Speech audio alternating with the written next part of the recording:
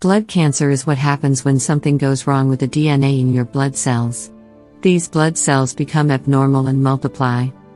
These abnormal cells do not work properly, and so your blood is less able to carry out its role in keeping your body healthy, such as by fighting off infections or helping to repair your body. Blood cancer, sometimes called leukemia, is a malignant disease that starts in the bone marrow and spreads to other parts of the body where it targets the tissues that produce blood. Patients with blood cancer are at a higher risk for developing potentially fatal consequences, making prompt treatment all the more important. Blood cancer is the fifth most common cancer in the UK, with over 41,000 people being diagnosed with it every year. There are about 250,000 people living with blood cancer in the UK. 1 in every 16 men and 1 in every 22 women will develop it at some point in their lives. It is the most common type of childhood cancer.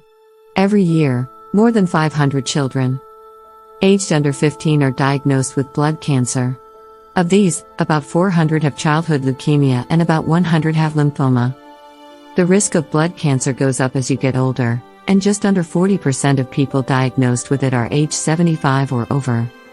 Warning signs of blood cancer that you should not ignore. 1.